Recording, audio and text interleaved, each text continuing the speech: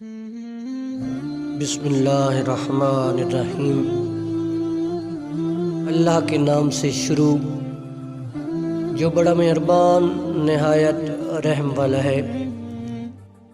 شریعت کا حکم ہے کہ بیوی کا اپنا کتنا بھی اثاثہ ہو مگر اس کے اخراجات شوہر ہی پورا کرے گا،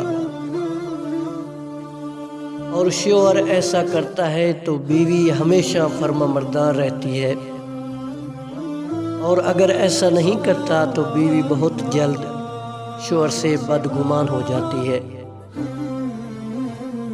نفیس مرد ہمیشہ عورت کو محبت سے زیادہ عزت دیا کرتے ہیں، کیونکہ محبت کا اظہار تو خاص موقعوں پر ہی کیا جا سکتا ہے، جبکہ عزت تو ہر وقت ملوث خاطر رکھی جا سکتی ہے۔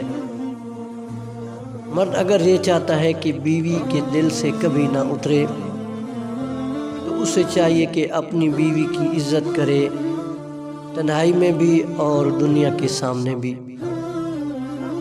بیوی کسی دوسرے مرد کی تعریف اپنے خاوند کے سامنے ہرگز نہ کرے، کیونکہ یہ بات کسی بھی خاوند کو پسند نہیں۔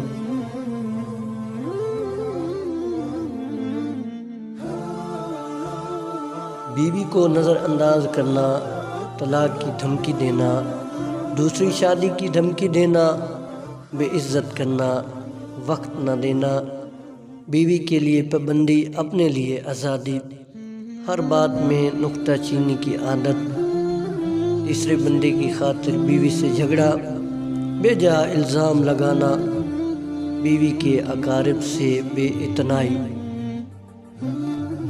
ایسے ساتھی اور شوہر بن کر دکھاؤ کہ کل جب اپنی بیٹی کے اچھے نصیب کی دعا مانگو تو شرم نہ آئے۔ بیوی کی قدر و قیمت دیکھتی ہو تو ایک ماہ بیوی کو میکے بھیج دیں۔ بیوی کی قدر اور قیمت دیکھنی ہو تو ایک ماہ بیوی کو میکے بھیج دیں۔ کھانا پکانے کے لیے خانسامہ رکھیے، گھر کی صفائی کے لیے ایک خادم رکھیے، کپڑے دھونے کے لیے ایک دھوبی رکھیے، بچوں کی نگہداشت کے لیے ایک آیا رکھیں، گھر کی نگرانی کے لیے ایک چوکیدار رکھیں۔ ان تمام ملازمین کی فوج کے باوجود گھر کا نظام ایسے نہیں چلے گا جیسے ایک بیوی چلا سکتی ہے۔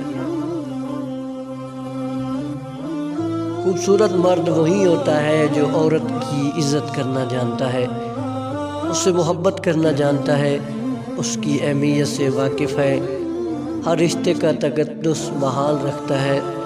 چہروں سے اور قد کاٹ سے مرد خوبصورت نہیں بن جاتے۔